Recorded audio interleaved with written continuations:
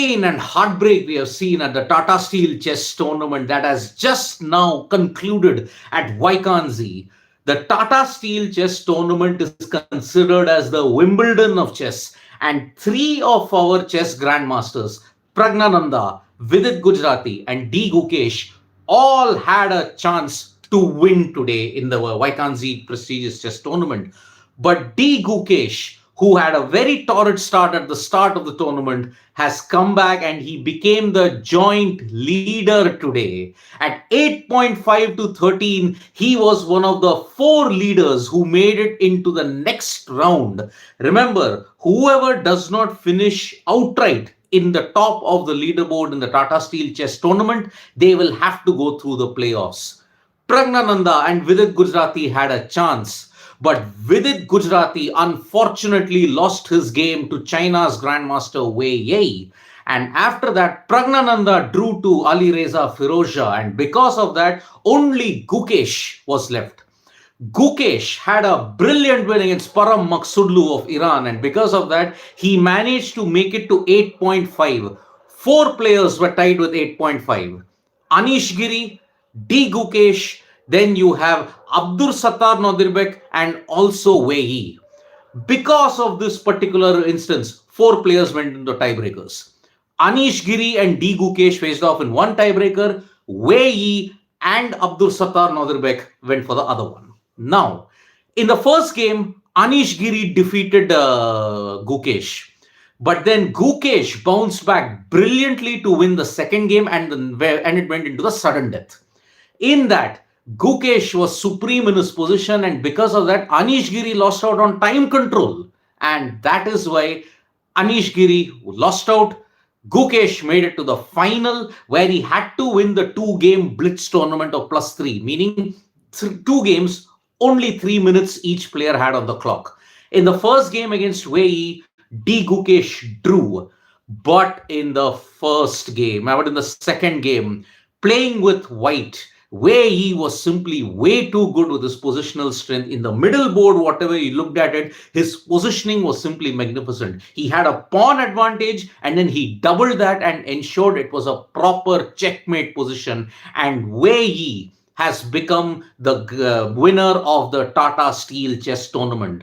Not since 2006 had an Indian won the Tata Steel Chess tournament. Remember, in 2006, Viswanathan Anand was the last to win the Tata Steel Chess tournament. But after that, 18 years, it was truly a bad situation that you had. But here, you had three players going into the final round as potential winners. Gukesh, for example, he will be really cursing the fact that had he not had that three-peat blunder against Praggnanandhaa, outright he would have won the tournament today. There was no need to even go for the playoff tiebreakers. Remember, the rules state that if there are players tied on certain number of points, then all of them, along with the SB quotient, which is the Sonnenberger quotient, the players whom they have defeated previously and who have managed to ensure that they get a higher quotient, those players will go through. It could have been 3, it could have been just 2, it could have been 4. But this time there were 4 players tied. And that's why 1 took on 4, 2 took on 3. Gukesh, with a higher SB quotient, managed to ensure that he got the better draw, and he started off well, but unfortunately, 2 things will haunt D. Gukesh.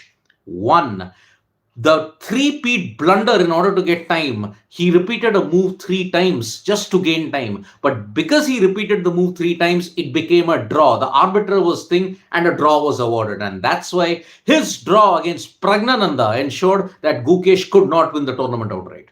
This is the one blunder that might haunt him for the rest of his life. But now, Wei Yi, he had been playing brilliant chess, and because of that, he's become India's ultimate enemy when you have to look at the chess world. Because remember, today, of all the days today, he had to beat Vidit Gujrati. Vidit Gujrati suffered his first loss in the Tata Steel Chess tournament, and what a time to do it. So Vidit Gujrati lost to Wei Yi. He managed to ensure that he went to 8.5. But on the other hand, he beat Gukesh also, and that is the reason why it is a brilliant result for the Chinese Grandmaster. Just come to think about it, Ding Lijian, the current world champion, he had a very poor tournament, and that is why now his ELO rating has sunk. But Wei Yi, remember, he's not even part of the candidates. He had a brilliant Tata Steel Chess tournament, and that's why his ranking has gone up. He's now in the top 10 at this point. Now, because Vidit and Gukesh didn't make progress, the live ELO ratings will show that Vishwanathan Anand is back as the India number one, having not even played. So that is why it is a terrible, terrible feeling for Gukesh. I mean, after the match, and you could see on the board, what have I done? The blunder that he made, he didn't get the bishop on the H square. That bishop blunder ensured that D. Gukesh was really, really in trouble. With a pawn down, he was anyway on thin ice. And in a blitz tournament, you can't have ensured that it has happened. So, sportsman saying, what a tournament. 4 players in tiebreak after 13 rounds. I mean, this was the best Tata Steel Chess tournament that I've ever had the privilege of covering at this point. Harnam Singh Walia saying, sir, what is the rule of sudden death if it goes into it? See, Harnam, the situation was 4 players were tied with 8.5. With the higher Sonneborn Burger quotient, whoever gets that, the pairings are done. So there will be 2 games of 3-minute blitz. Whoever wins that, they go through into the final. In the final, if they had drawn the 2 games, they would have gone into sudden death. And that is the rules. And sudden death means yet another 3+2. Even if that happens, sudden death Armageddon. That is the way how it goes. So remember, once in the Chess World Cup, we did have Armageddon. And that was between Arjun Erigaisi and Praggnanandhaa. And Praggnanandhaa won out on that. So that is why it is a really big situation at this point in time. So brilliant, brilliant effort by Wei Yi. I mean, the positional strength that he's got is phenomenal. I mean, as I mentioned, China, as far as the players are concerned, likes of Ding Lijian, Wei Yi, and even if you look at the Chinese women players, Zhu Wengjun, Tang Zhongyi, all the previous others, they have had brilliant positional expertise. And that's why, because Wei Yi put up a brilliant positional situation, that is why he managed to win the Tata Steel Chess tournament. First time he has ever won it for Gukesh. The chance of winning a second major title evaporated. He had won the Chennai Grandmasters earlier, but now here, unfortunately, he just couldn't do it. And that's why you have to feel for Gukesh. I mean, after starting off with 2 losses, he has bounced back and he ensured that he was the only Indian left in the fray. The loss by Vidit and unfortunately, Praggnanandha's draw to Alireza Firouzja ensured that they finished 6th and 7th. But that is doing disrespect to what they have done. I mean, remember, Vidit suffered only 1 loss in the whole tournament, but it had to come on the final day. Praggnanandhaa, on the other hand, he had a very solid showing, and that's why, unfortunately, too many draws meant that he could not make it into the last 4.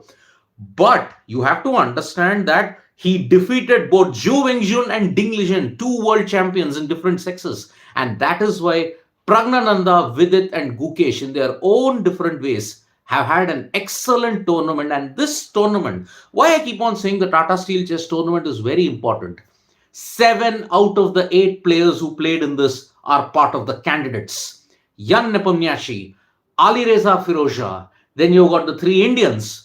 Then you look at all the others. Only Fabiano Caruana is not there. Caruana not being there meant that the other 7 were anyway there. There was Nadirbek Abdulsattarov, even he was there. So that is why all the major players that you have want and you want to face in the candidates, they are also playing in the Tata Steel, only barring Fabiano Caruana. So that is why this is a major, major achievement that you can get at this point in time. So Jan Nepomniachtchi, then you got Nadirbek Abdulsattarov, Praggnanandhaa, Vidit, then you got also D. Gukesh, then you had Alireza Firouzja, all of them except for Caruana, everybody else was there in this, and that's why. But there is nothing to despair about when it comes to Indian chess, because on the sidelines of Vaikanzi, not just the Masters, in the Challengers tournament, India's Leon Mendoza has managed to win the Challengers tournament in Vaikanzi. So because of this, Leon Mendoza will be able to play in the Masters tournament next year, having won the Challengers. So that's why it's a big, big promotion for the likes of Leon Mendoza. Remember, he is one of the young upcoming chess grandmasters in India, along with the likes of Gukesh, Praggnanandhaa, and Vidit. Harika Dronavalli and Divya Deshmukh also had solid showings, but remember, from India, only Koneru Hampi and Vaishali Ramesh Babu are making it. So that is why this tournament has concluded. India should feel mighty proud about what they have achieved here, especially Gukesh. Yes, the chance to win after 18 years, the first Indian to win a title after 18 years after Vishwanathan Anand, that has evaporated. But luckily, Indian chess is in safe hands, and this experience will now put the trio in a good frame of mind heading into the candidates that will be held in Toronto on April 2 to April 25. Now, remember, after this in February, the trio play in Prague. That is the final tournament that they will play before the candidates. And this is a very vital thing. Remember, the candidates is the semi final. After that, whoever wins that, they will challenge Dinglish in 2024 towards the fag end. So, heartbreak and disappointment for D. Gukesh. I mean, you have to really feel for him. But at this point in time, let us salute the youngster. I mean, in such intense pressure, he maintained his calm.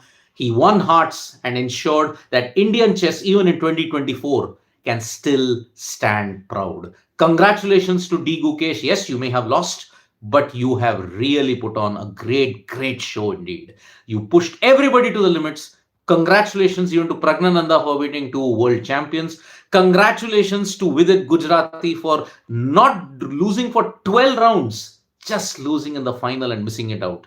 So congratulations to the trio. Congratulations to Leon Mendoza for winning the challengers in Vaikanzi. It is really excellent. So sportsman, absolutely. Vidit defeated Nadirbek Abdul Sattarov. And remember, he was the first one to seal that 8-point thing. Only Wei Yi, he also came in. Gukesh luckily beat Maksudlu. And that's why that was a big, big moment indeed. But Anish Giri, Gukesh, Nadirbek Abdul Sattarov and all of them, they really put on a show, especially Nadirbek. I mean, in the Chess World Cup, he was brilliant.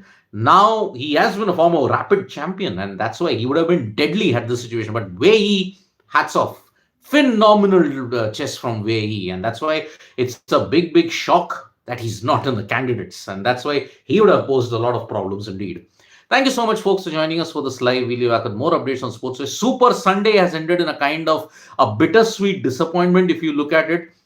West Indies won against Australia. India lost to England. India, even in, if you look at chess, Gukesh had the chance, Vidit had a chance, Praggnanandhaa had a chance, but unfortunately they just came up very minusculely short in Vaikanzi.